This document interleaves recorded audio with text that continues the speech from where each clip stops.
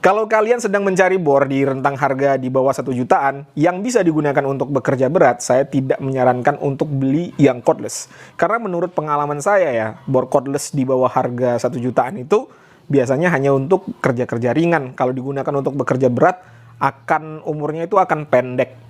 Nah, kalau memang budget kalian itu di bawah 1 juta tapi pengen punya bor yang bisa digunakan untuk kegiatan berat atau heavy duty, saya ada suatu rekomendasi bor dari brand DCA. Nah, kalau kalian penasaran bagaimana performanya, stay tune, kita intro dulu.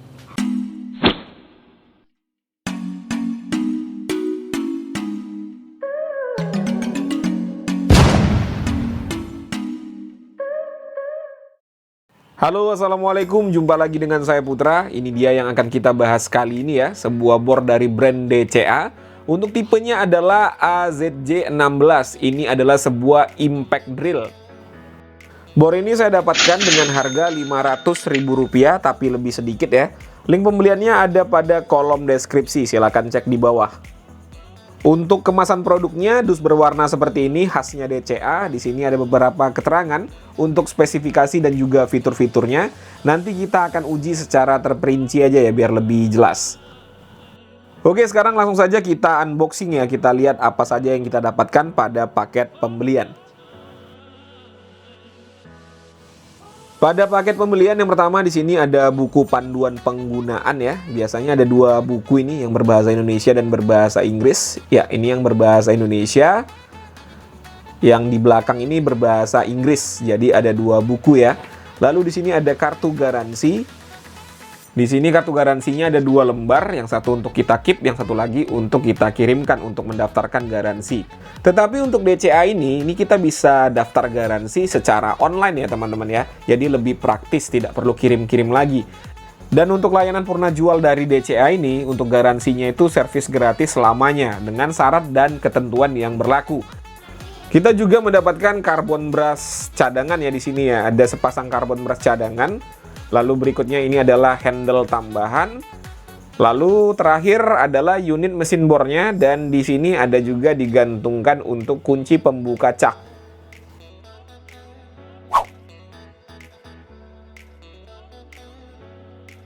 Untuk build quality yang pertama, handle tambahannya ini ya, ini mantap sekali teman-teman. Sudah dilapisi dengan grip karet. Jadi tidak hanya plastik biasa. Nih ya, ini karet yang di tangan juga nyaman, lembut dan ngegrip. Beneran karet ya, bukan plastik yang di finishing seperti karet. Berikutnya untuk unit mesin bornya, kurang lebih bentuknya seperti ini. Bentuknya sih umum-umum saja ya, mirip dengan bor-bor pada umumnya. Tetapi untuk build quality dan material bahan yang digunakan oleh bor DCA ini saya bingung ya. Ini harganya di bawah 600.000, tapi build quality-nya ini mantap sekali teman-teman. Material plastiknya, material logamnya, material karetnya itu benar-benar bagus semua. Tidak terlihat asal-asalan ya, dengan harga yang murah. Untuk merek DCA-nya ini juga di emboss, bukan stiker. Untuk grip karet yang ada di sini, ini bukan hanya sekedar estetika saja ya, atau hanya sekedar nempel saja. Tetapi untuk fungsinya memang benar-benar dapat. Gripnya itu lembut di tangan dan juga kesat. Lalu untuk finishing ya, bisa kalian lihat sendiri di sini. Untuk finishingnya, ini plastiknya, cetakannya itu benar-benar rapi, tidak ada plastik yang melebar-lebar. Lalu untuk sambungan-sambungannya juga tidak ada yang renggang-renggang. Untuk kesan kokohnya memang benar-benar dapat. Ini memang terus terang sedikit tidak masuk di akal dengan build quality seperti ini bisa menjual di bawah harga 600.000. Ini saya tidak melebih-lebihkan ya teman-teman ya. Saya memang terkesan dengan produk dari DCA ini. Dan saya tidak dibayar sepeser pun untuk mereview bor dari DCA ini. Jadi nggak ada untungnya bagi saya untuk melebih-lebihkan. Berikutnya kita lihat ya untuk part-part yang bisa digerakkan. Triggernya. Ini triggernya juga smooth ya. Nggak ada masalah. Smooth sekali teman-teman. Untuk trigger locknya juga tidak ada masalah ya. Tidak ada nyangkut-nyangkut. Berikutnya untuk pengaturan variabel speednya kita lihat di sini. Ini juga tidak ada masalah sama sekali. Selanjutnya untuk forward and reverse atau reversible. Kita lihat ya, apakah ada yang nyangkut atau tidak. Untuk reversible-nya juga nggak ada masalah. Berikutnya untuk ukuran kabelnya, ini kebalik nih. Kita lihat 2 kali 0,75 mm kuadrat. Jadi standar ya untuk kabelnya, rata-rata untuk power tools yang menggunakan kabel dengan ukuran yang sama.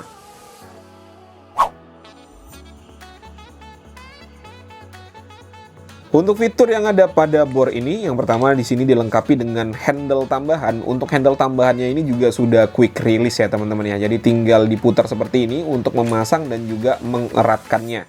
Di sini sudah ada seperti giginya ya. Kita tinggal sesuaikan saja dengan parit yang ada di handle tambahannya ini. Arahnya mau dibuat kemana, kita tinggal sesuaikan dengan gigi dan paritnya. Selanjutnya di sini ada 2 mode pengeboran, mengebor biasa dan mengebor dengan hammer impact. Lalu di sini ada tuas forward and reverse atau reversible. Ada 2 mode di sini, putaran kanan dan juga putaran kiri. Fitur selanjutnya pada triggernya ini ada untuk pengaturan kecepatan putaran bornya ya, atau untuk variabel speednya. Dan terakhir di sini ada trigger lock untuk mengunci trigger, kurang lebih mekanismenya sama saja dengan bor-bor pada umumnya. Untuk mengunci trigger, kita tinggal tekan tombolnya, dan untuk melepasnya kita tinggal tekan lagi triggernya seperti ini. Dan tidak ketinggalan pada kabel di sini ada tempat untuk meletakkan kunci cak.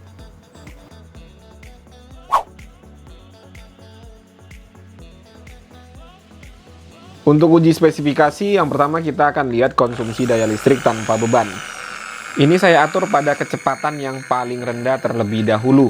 Untuk konsumsi daya listriknya adalah 23 watt pada kecepatan yang paling rendah. Kita akan ubah ke kecepatan yang paling kencang.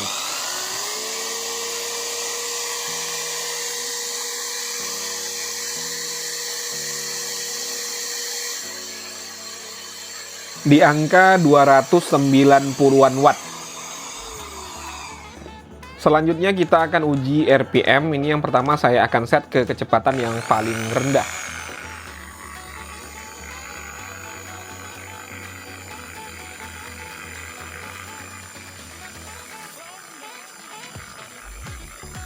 Di angka 651 RPM. Sekarang kita akan set ke yang paling cepat.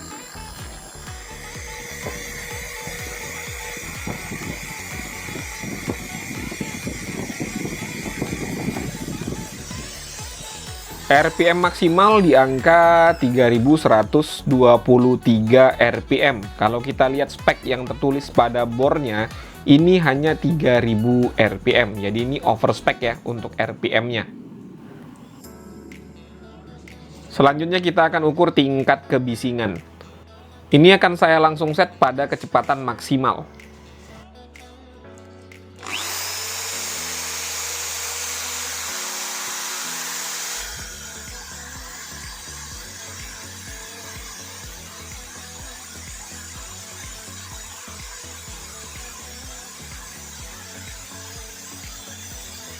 Untuk tingkat kebisingan di angka 100,5 desibel. Ini standar ya.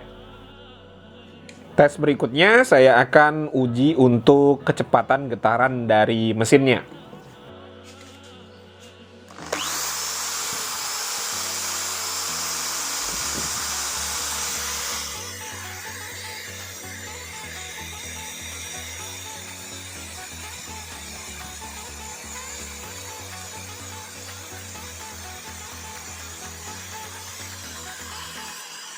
Di angka 1,1 mm per second.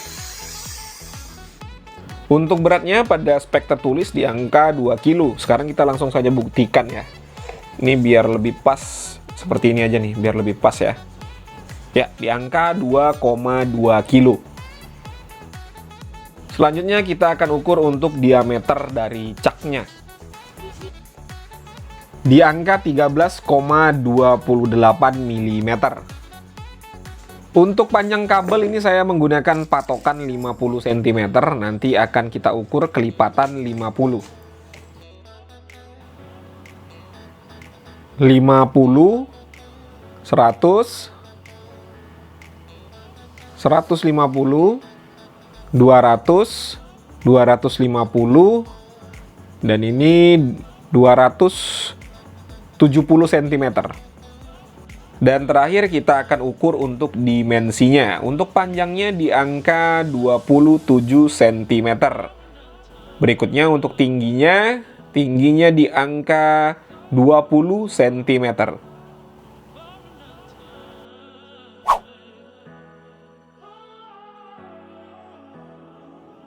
Untuk uji performa, pertama di sini saya akan menggunakan mata bor kayu dengan diameter 12 mm. Untuk media pengeboran adalah kayu mahoni dengan ketebalan 15 cm.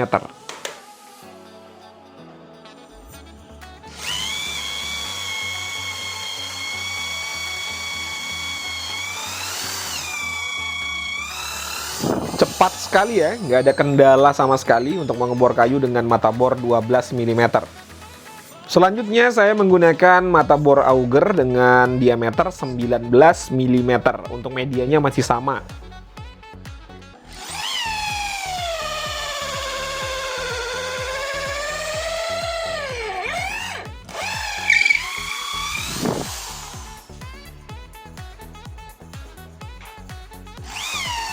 Menggunakan mata bor auger 19 mm sama sekali nggak ada kendala ya. Ini cepat sekali untuk mengebor kayu mahoni. Selanjutnya kita naikkan lagi menggunakan mata bor auger dengan diameter 25 mm. Untuk medianya masih sama.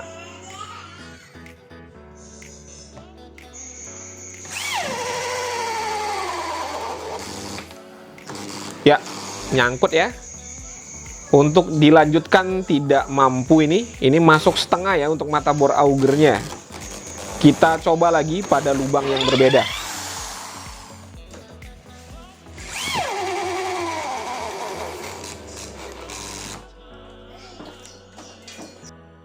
Ya, udah mentok ya teman-teman ya. Ini masuk kurang lebih sepertiganya. Untuk ketebalannya 15, berarti sepertiganya kurang lebih sekitar 5 cm. Berarti untuk mengebor dengan drill bit 25 mm itu hanya bisa dengan ketebalan kayu yang hanya 5 cm. Tetapi oke lah ya, dengan performa seperti ini udah oke sekali teman-teman. Sekarang kita ukur suhunya, ini karena lumayan panas ini. Ya lumayan ya, pada bodinya ini di angka 68,7 derajat Celcius.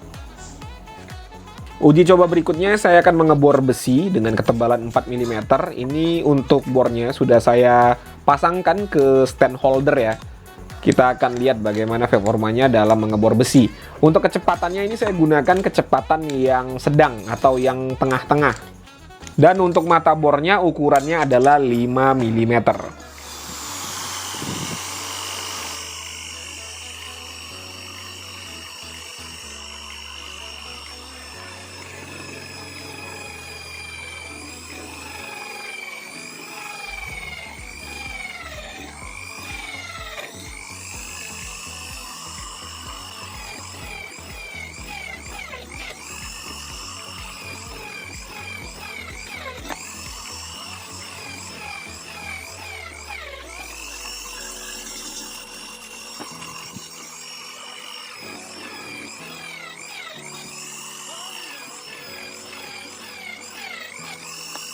Untuk mengebor besi, asalkan mata bornya tajam, ini asik ya, tidak ada masalah dan kendala sama sekali.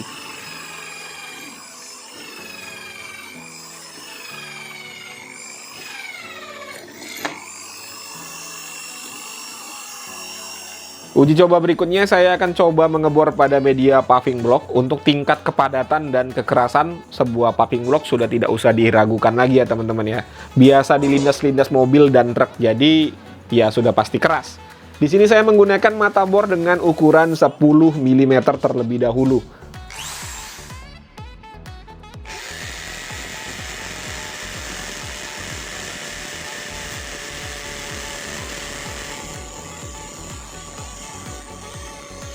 Untuk pukulan impactnya ini sadis ya teman-teman ya, mantap sekali, ini terasa sekali ya, powerful.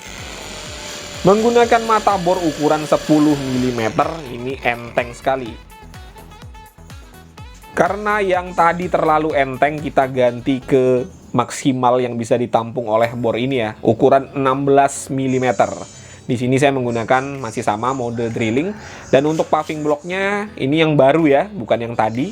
Kita akan mengebor secara vertikal.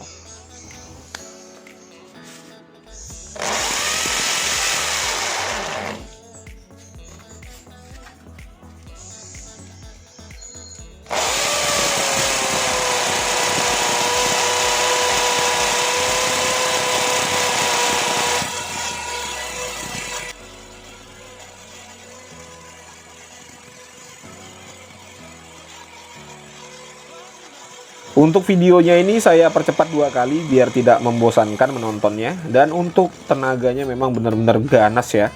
Ini baru masuk sepertiga. Kita akan coba untuk masukin semuanya ini.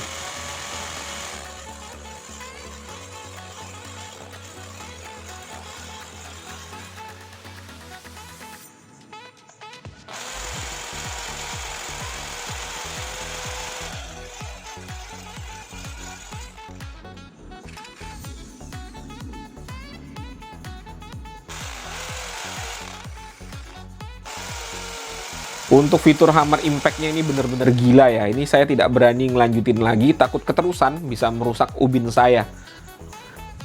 Setelah bekerja keras, sekarang kita ukur suhunya lagi ya. Pada ventilasinya ini di angka 57,5 derajat Celcius. Lalu pada ventilasi di atas di angka 50,9 derajat. Nah itu tadi ya teman-teman ya, sudah disaksikan bersama-sama bagaimana saya menggunakan bor DCA tadi. Kurang lebih seperti yang kalian saksikan. Berikutnya saya akan menceritakan bagaimana feels-nya atau bagaimana rasanya menggunakan bor tersebut. Jadi ini murni opini pribadi, kalau kalian punya pandangan yang berbeda tidak jadi masalah. Dituliskan saja pada kolom komentar.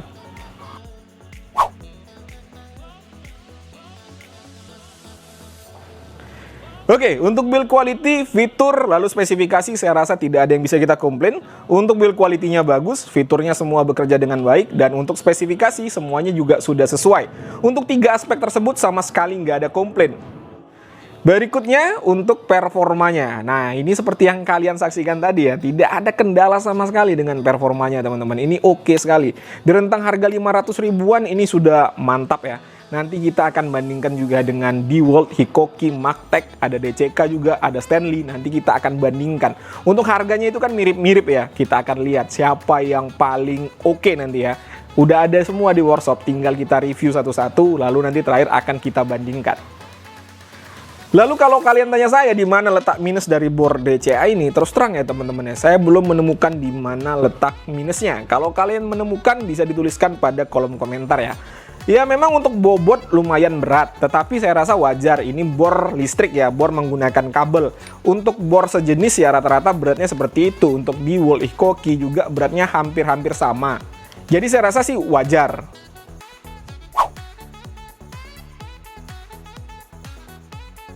Ya seperti saya katakan di awal tadi, kalau memang kalian mencari bor untuk kerja berat di rentang harga tidak sampai 1 jutaan, ini recommended teman-teman ya. Untuk layanan after sales-nya juga jelas, spare part-nya juga banyak.